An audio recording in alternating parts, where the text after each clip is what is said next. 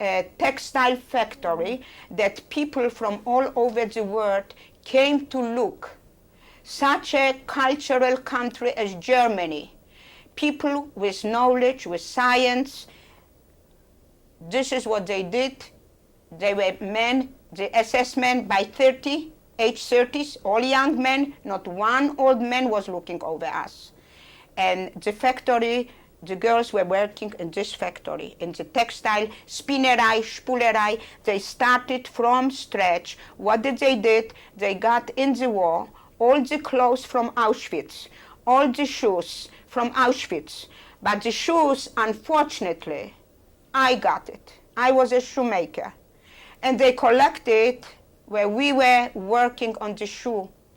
So when I went to pick up from old shoe how to repair for the 1,000 girls, we repaired as much as possible for the girls that were without shoes. We had to pick up from the dead people's feet. A lot of people sometimes said, oh my God, it looks like my mother's shoes. I would swear, I don't think so, but the imagination was so far. Because we always took, like every week, 20 pair of shoes or 30 pair of shoes, and they were heap of shoes. So they sent it to many concentration camps. And one of them was where I was working. And the people in the textile, because of the war, they tear off, which was called spinnerei, tear off the old clothes and made new from it. And this is where the girls died from the dust. They were the first victim. They didn't survive more than a couple of months in this department.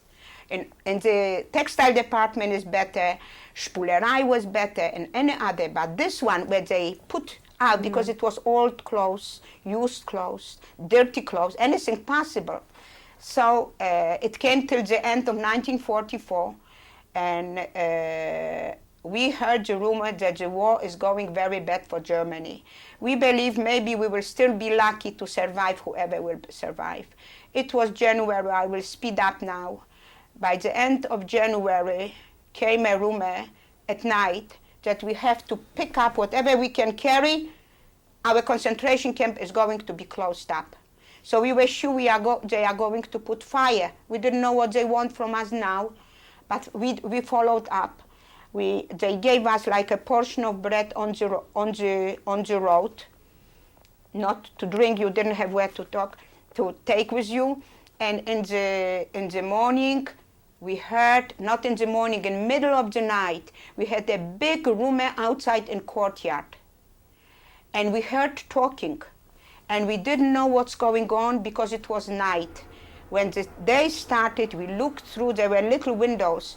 We saw around over 1,500 girls. The court was full.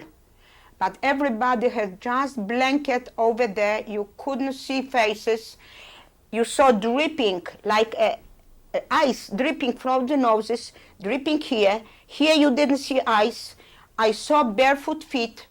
I didn't see only blanket. We didn't see one face. We didn't see one clothes. Everybody looked like ghosts. We didn't know what it was until we went out.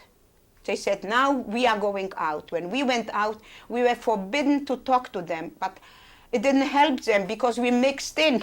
You know, we were 1,000 girls. They were nearly 2,000 girls. We were together 3,000 on the march. And we joined them.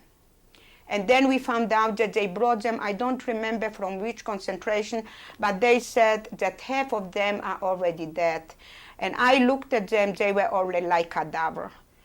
And the minute I went out, I fainted. So I had from both sides, seeing what I saw, I said, I don't know what I said, but I fainted right away, and I had a bundle with me. So I dropped the bundle, and my best friend Hanusha and my sister picked me up from the floor, and they said, if you fall, they will do what they did to the rest.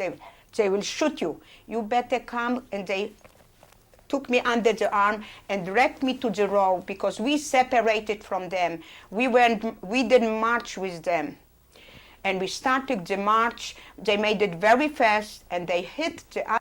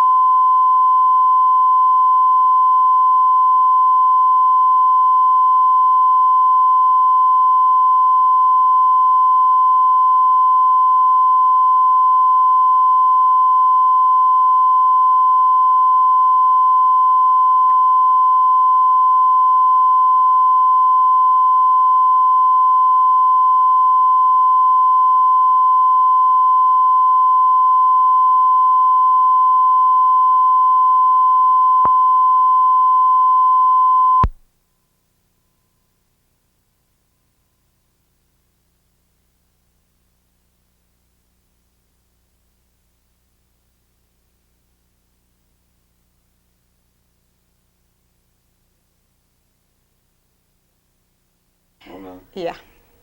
Okay. Okay, start again. January 1945, we started our death march from Greenberg. We went out from Greenberg, and we were around 3,000 girls. At the sites were a lot of the SS men, and no more Jewish girls, or nobody was watching us like before, just Germans. After an hour of walking, I started to hear shooting. We couldn't turn our heads because by the end they left the group that came to our camp. And our camp marched still strong. We weren't so exhausted. They came already after 7 days of walking. And they were falling like flies dead, and they are shooting them up. They shoot them up, and after us were a wagon with horses, and they put them, we had to pick them up and put on the wagon all the dead corpses until we reached a wood. I don't know through which street they went, and then some of us had to open graves, open earth, put the corpses and continue. And it was continuously shooting and picking up, shooting and picking up. And I told to my friend and to my sister, we have to do an end. We will never do it. We don't have the strength. And I told to my little sister Judy, you give me all your things. And we had a Jude cut out from the coat. But because coat, you know, the Jude was cut out. Mm-hmm. And because of that I work in the personnel, in the camp, I found the piece that they cut out, and I have hidden it, and I sewed it in. So when she was supposed to run away, she didn't have here a hole. She had sewed in and nobody saw. And we decided we have to push her out when we are going through a little town. And this is what we did. We pushed her out, and we said, no matter what, they catch you back, whatever they will do, you will not finish. They will shoot you, it's better to shoot than continue. And the first day, we lost my sister Judy. I was only walking with my friend. We were just like sisters. There wasn't a difference between my sister and my friend, because in camp you became just like it would be your sister. And we walked, we arrived towards the evening after maybe 40 miles of walking. The whole day we were walking. We didn't stop, but we were refreshing, taking ice in our, because it was so high ice, and everything what we were carrying, it started to be too heavy. Even I remember I had a Parker pen. I dropped a Parker pen. I was thinking that this is heavy. And the only thing I kept with myself were the photographs. And we pushed it in our shoe. We cut out the photographs, only our faces, and we saved few small photographs. Because through the concentration camp it wasn't allowed, but we have hidden, not me, my friend had a lot of photographs, because she went to labor camp, and to labor camp you took with you, but not to a concentration camp. And we were walking, the first night we arrived to a barn, a stable, and we were told to go where there were a lot of straw. All the girls had to fit in one place. So we were climbing one on top on the other, and in the morning we were told to continue. So at night we were all scared. Nobody took off shoe, because it went on a lot of stealing. The girls didn't have shoe, wanted shoe. They were barefoot. Finally, in the morning we were told again to go. We put together, and a lot of girls ran away already. We don't know who was shot, we don't know anymore, but we looked for a lot of girls from our camp, they weren't. Later on we heard that they ran back to the same direction where the camp went to hide themselves. We continued our walk another day, and we came to another barn. It was more than a barn. We were divided. A part was like in a big factory, and a part was like in a stable. We were put in a big factory, and over there I was next to two girls from Czechoslovakia, and I saw how they are talking about themselves and opening something, and we knew this girl, and I knew they got packages and they were poison. And we approached them, my friend and me, and we asked them, can you share with us this? We really don't want to continue. We can't continue anymore. Please give us part. He said, we have only 2 pills. They swallowed it, and in the next morning, the bodies was left. There was a mother and a daughter. They were probably got it from home. I don't know from where they got the poison. We continued to walk for another 2 days until we reached the city of Christianstadt. There we met another 1,000 girls. We rested over there. For us it was like heaven, because finally it was a big, huge concentration camp. There was electric wire, but they were disconnected that day. They didn't function anymore because they planned this camp to join our camp, and we should continue all together like a camp of 4,000 girls. We were sleeping over there for 2 nights. We rested very well. There were hardly something to eat, but they gave us like a hot bowl of soup.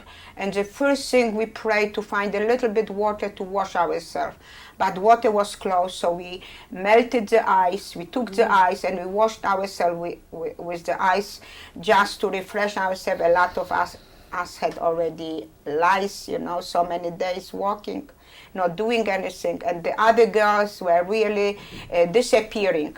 We were walking, we woke up the 4th day, and we heard that the next day we will continue the marching.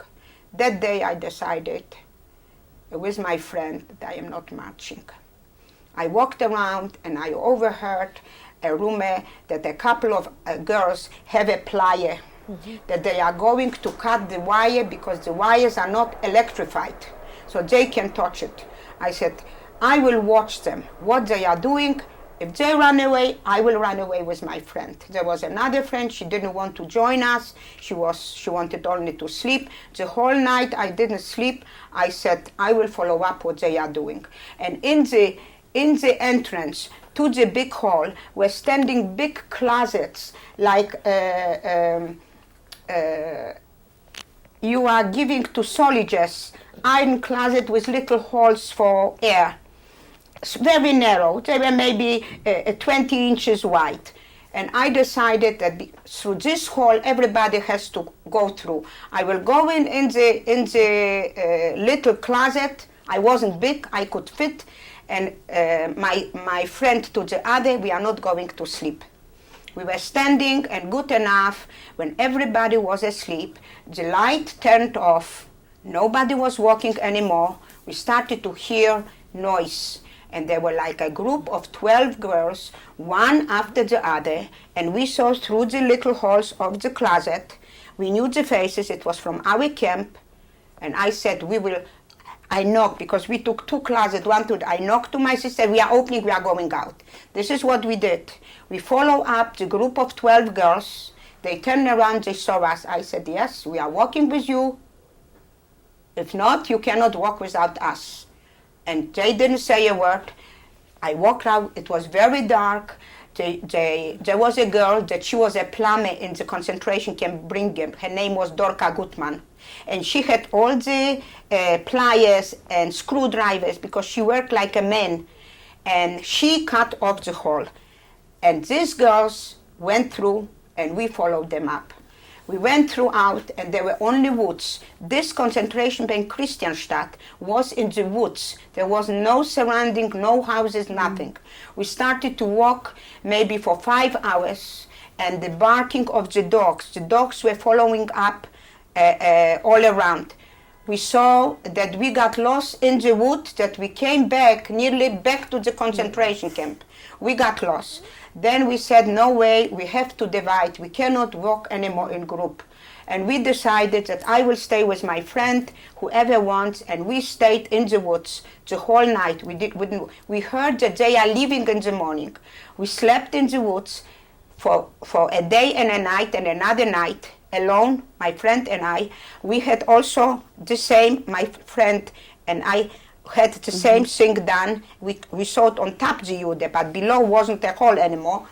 And we decided to go out alone we had a coat, and whatever will be, will be. We went out on the road and we started to walk straight. It was 2 days later after the concentration camp left from Christianstadt. So we knew the direction where they would walk, more or less to which direction, because we knew from where we came. So we took completely different direction to go the opposite and to try to find a little city. We walked around, and from far we saw a mill. You call it a mill? That turns around. Windmill. Yeah. We said, if there is a windmill, probably people must live not far too. And we started to go towards the windmill, and good enough, next to the windmill was a prison, a German prison. We got very scared, but we decided we will pass the prison, we will not stop here, and we encountered a little city. I don't remember the name. We went to the city, and we saw a lot of people from all over were emigrating, German people running away from the Russian. So it was already at the beginning of February. So we decided to, wherever we will go in, we will say that we were the refugee from the Silesia, and they will believe us because they knew. We didn't know that we shouldn't supposed to say, because no city wanted refugees. So they didn't let them sleep over. We went to a house and we said, we are refugees from Silesia. She said, yes, we will deport you tomorrow to the police. So when we heard this during the night, we ran away from the place and we started to walk again.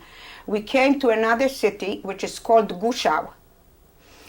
We walked a day and at night. We slept again in the wood, and we arrived to the Guschau, and we entered the first house, and we were very lucky. They were sitting a family, a German family, and we told them that we were Polish workers. We speak German, but we didn't refer anymore that we are refugees, only workers. But our people that gave us work ran away, and we don't have where to run. We are looking for work.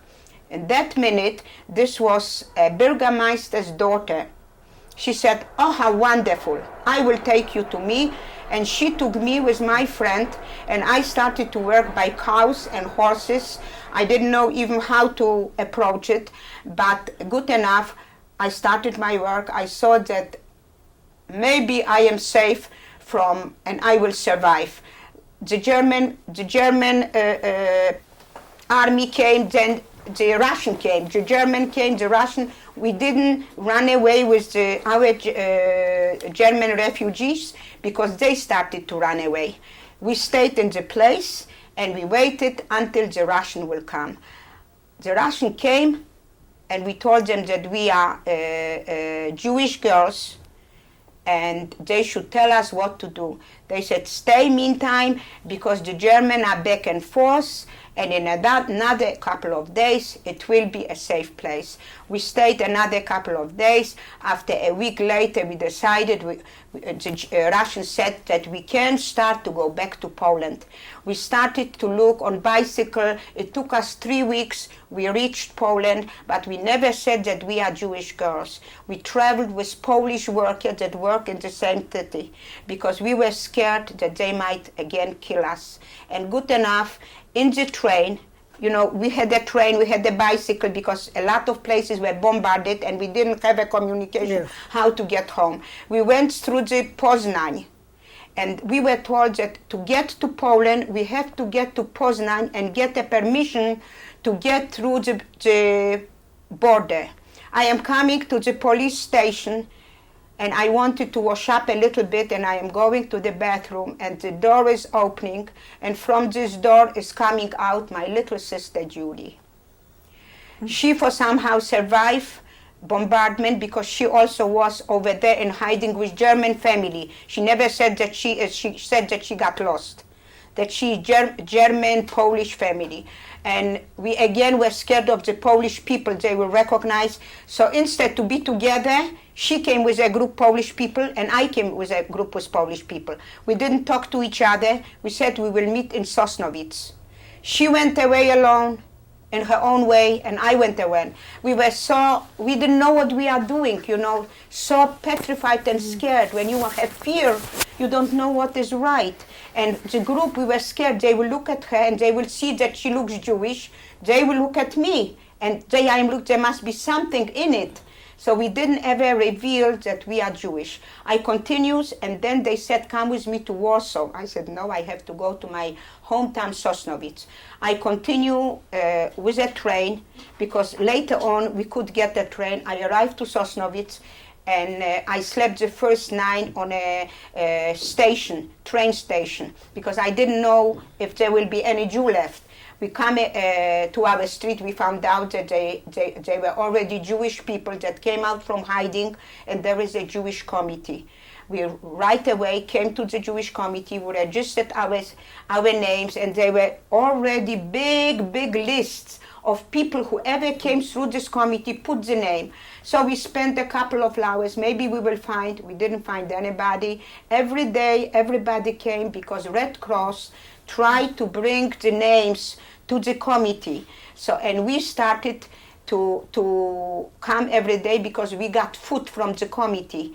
They gave us once a day in a big pot that we should have. We didn't have clothes, we didn't have nothing, but they started to organize the people how to get a little bit clothes and a little bit help, medical help. Some came very sick. So the Jewish committee were very helpful. Right away they built up themselves. We didn't have where to sleep, so somebody took us to the room, my friend and me, and we slept a couple of days. Then a friend said, there is one room, you can go into this room.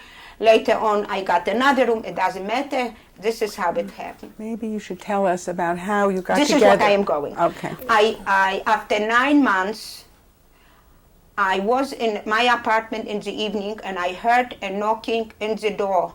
And my father had a habit of making and we heard this habit, and I said, oh my God. This is in your original apartment? Or? No. Somebody. I never went to my apartment. I never went to our home, because I didn't want any Polish people to recognize me, because I was scared they should kill me. And good enough, I skipped only. There was a name, Lolek Rosmarin, that he is alive. And I knew he cannot be alive, but there was Lolek Rosmarin. Maybe there is a miracle, because I didn't see him dead. I stayed in the bunker. My parents saw him dead. So I said, maybe there is, and I didn't hear since then what happened to my brother. I didn't know that he was shot.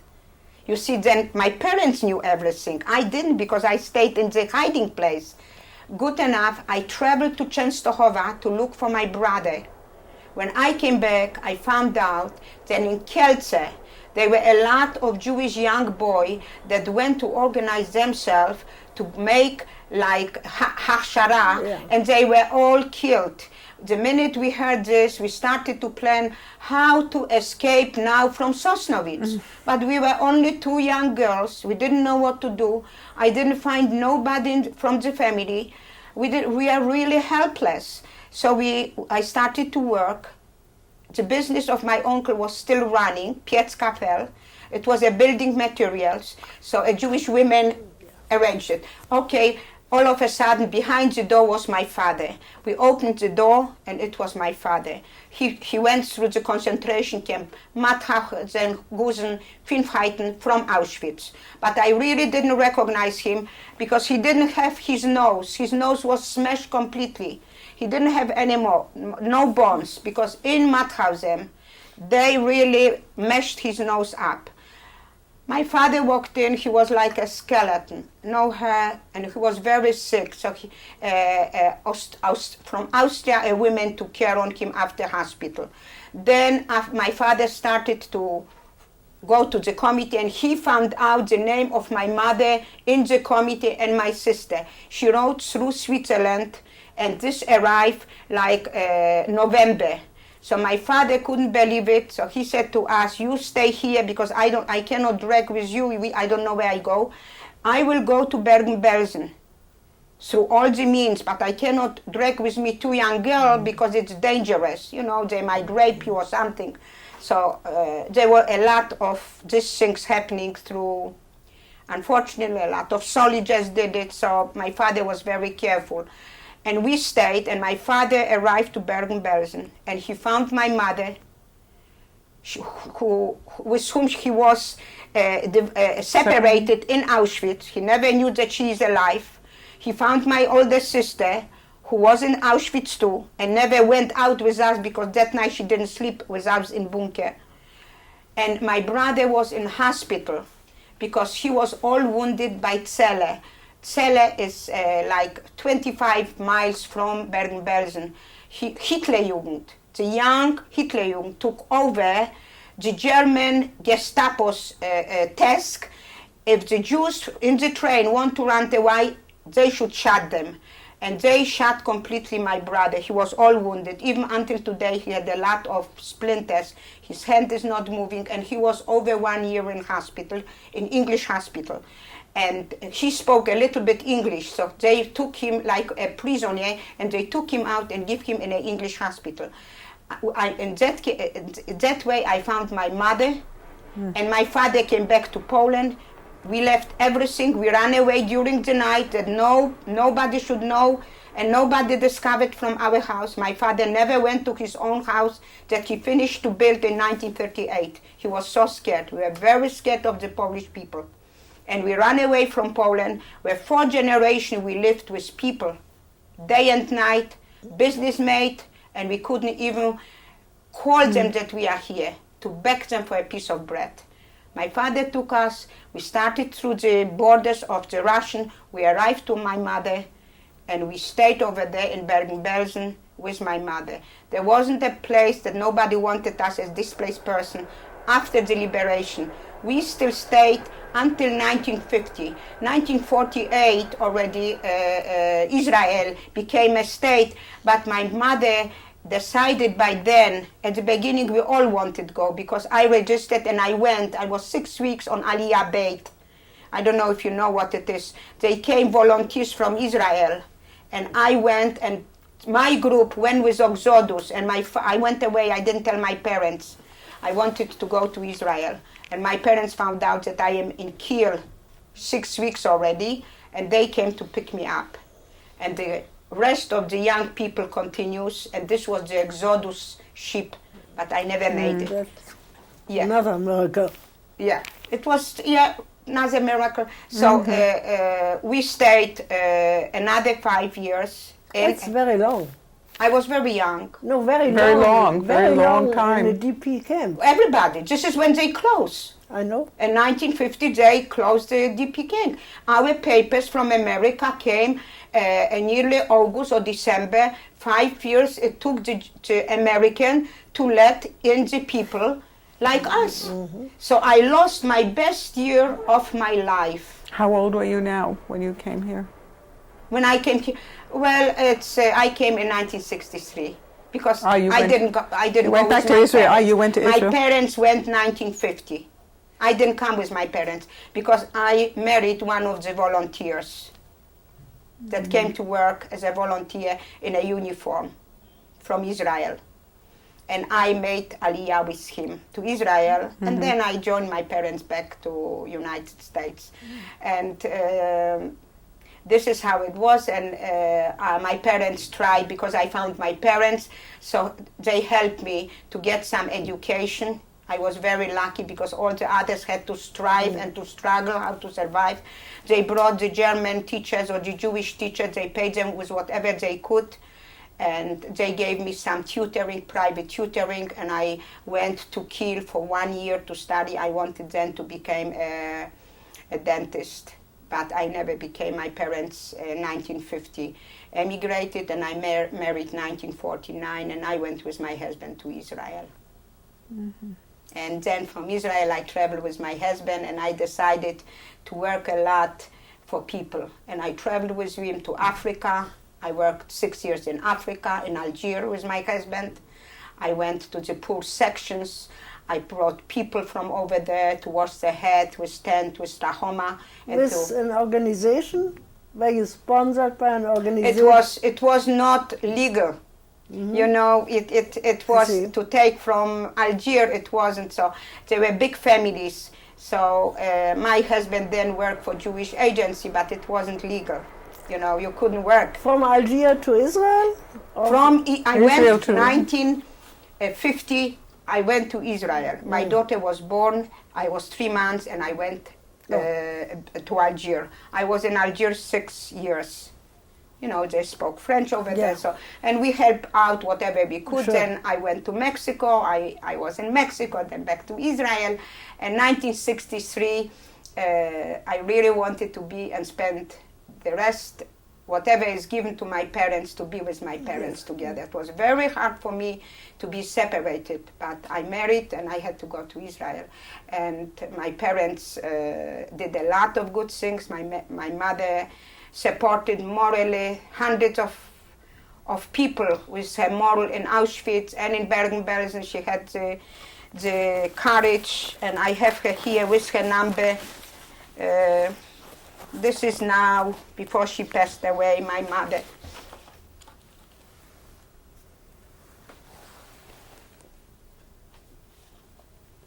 And this is my mother with her number from Auschwitz on her hand.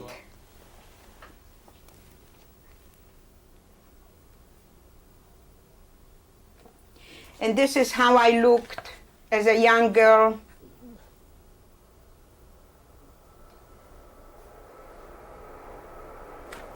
And this is right before the war. My father with a beard. My aunt, my mother's sister, she was burned alive in Auschwitz. Her little daughter, she waited for her 15 years until she had her first child. And they finished her up. This is my grandfather, Chaim Fischl. This is my grandmother. And this is my sister that they burned her alive also in Auschwitz, Marisha.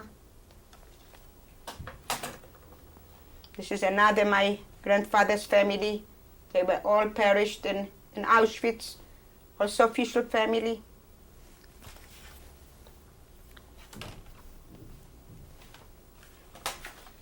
Now I am showing only the pictures, and I think my job is done.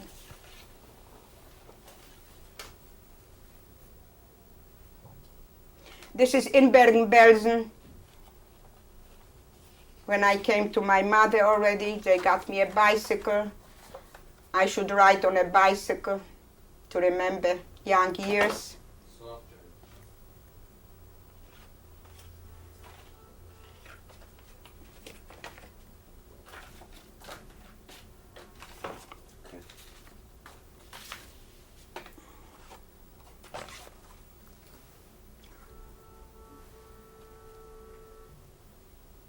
Who had all these pictures? How did you This is after the. No, my mother's sisters. My mother's sister. One sister was in Israel before the war.